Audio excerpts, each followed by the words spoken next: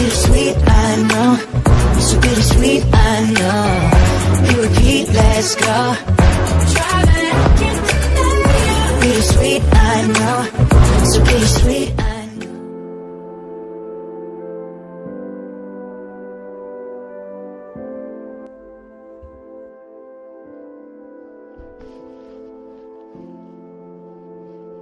هاي هاي.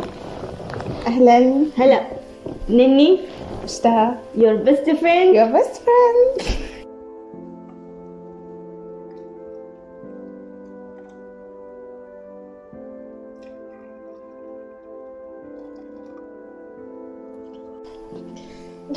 دي كوبايتك صح؟ شكرا. عفوا. ترى في القهوة تدفق كيف تعرفنا؟ أول حاجة دخلت جروب الجامعة ولقيت لقيت الزولة دي اكتف شديد في الجروب. بترد اي زول برسل لها هي بترد له. فانا قلت الزولة دي ما شاء الله يعني اكتف شديد. قمت رسلت لها في الخاص قلت لها عيني انا جديدة في الجامعة وما اعرف اي حاجة.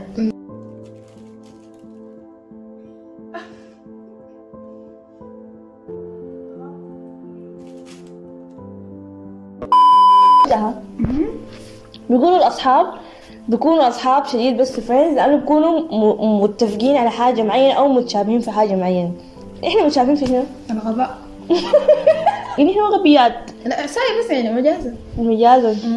حاجة التانية متشابهين فيها طيبة القلب زي ما قالت. فاللهم زدنا تواضع. اللهم أنا قلت لك قبل ما تفضحينا قدام الناس باللغة حقتك دي أنا كلمتك.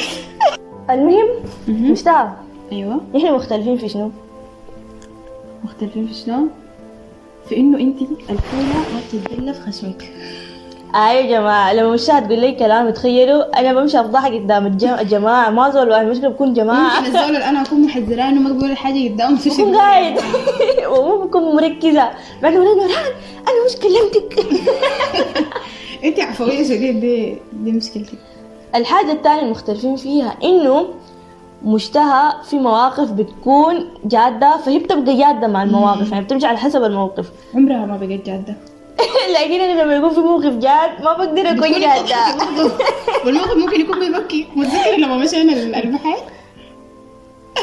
تخيل هو خارج عن هنا لكن الموضوع مضحك شديد. موضوع مضحك ما بقدر أقوله لكن بجد ما المفروض يكون زول بضحك فأنا كنت بضحك والناس كلها بتبكي. بتضحك بصورة كده صورة ضحك أصلا ما طبيعية. المفروض نمشي بكا عشان نعزي. فأنا الشاطرة عملت شنو في الموقف الجاد مع إنه مشتهى وآلاء صاحبتنا الله يرحمها حذروني.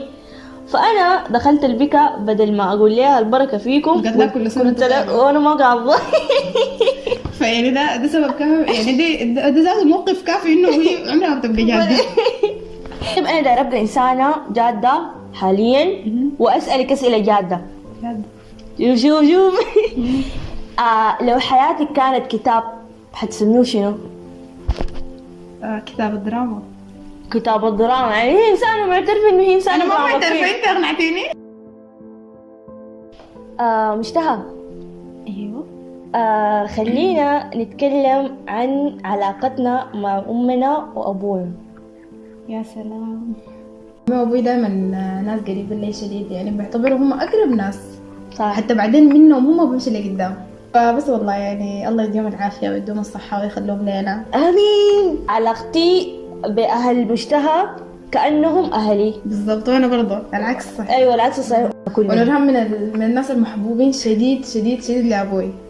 شديد شديد شديد. عمو طبعا لما نمشي مثلا حفلة بدق لنا فيديو كول بيحضر معنا الحفلة فأنا بكون ماكسة له الكاميرا وبيحضر معنا الحفلة كلها ومشاه بتكون بتهجي. طب أنت سألتيني سؤال؟ خلينا نسألك سؤال. تفضلي. مفهوم السعادة عندك شنو؟ يعني شنو سعادة أصلا؟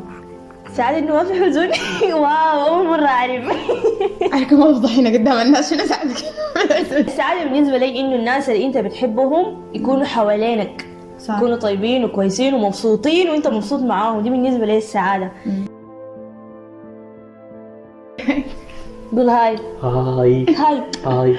يلا باي. احمد طبعا وراء الكواليس براقب لنا في الكاميرا يا جماعة. الذكريات الذكريات مؤلمة بالنسبة لي، صح؟ بالنسبة لي كلنا صح؟ أي. حرفيا الذكريات مؤلمة لأنه بتجيك لحظة بتقول يا ريت لو الحاجة دي تتكرر. وبالنسبة لك الفراق شنو؟ أنا بالنسبة للفراق ما إنه اتنين مثلا انفصلوا أو صديقتين انفصلوا، لأنه الناس حتكون يعني الناس انفصلوا لكن اوريدي ستيل قاعدين في الحياة. بالضبط. لكن الفراق اللي بجد لما يموت لك زول أنت تاني ما حتقدر تلاقيه، فده بالنسبة للفراق. طبعا هو أصلا ممكن يوجع، يعني لما يكون في زول مثلا في حياتك وانت متعلق به شديد وكل تفاصيل حياتك قايم عليه وبيكون قريب لك شديد دايما في اي حاجه انت بتجري له وكده، يجي لما يختفي ويموت، يعني ده الفراق. صح، ده يعني احنا المفروض نقول عليه فراق اصلا، ده بجد الفراق يا جماعه. فعشان كده بقول لكم الذكريات مؤلمه ليه في الحالات دي، لما يكون في زول انت مثلا فارقك، فهي دي الذكريات المؤلمه. في لا الله يرحمها، الله يرحمها، يعني هي كانت زول قريبة لي شديد شديد شديد. في أنا ناسي مكان ما أمشي أنا بشوفها، مكان ما أمشي أنا ما بتتنسى الصراحة، ذكرياتها قاعدة، ومكان ما أمشي تفاصيلها قاعدة.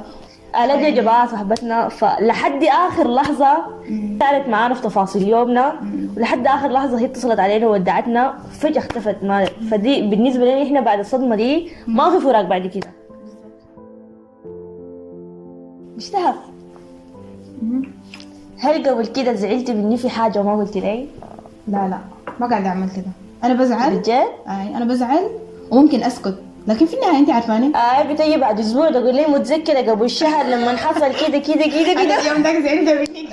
أنا بقول ما متذكرة يا جماعة، الوقت راح يا مشتهى. المهم يا مشتهى، أهلا، شكرا، مع السلامة. قلت لي أهلا. شكرا لك شديد. العفو. ونقفل حاجاتنا صح ونمشي نقوم. القهوة جميلة، شكرا. عفوا. والقعدة جميلة والنفس انت الأجمل. بس خلاص، مع السلامة. مع السلامة. قطعي وشك.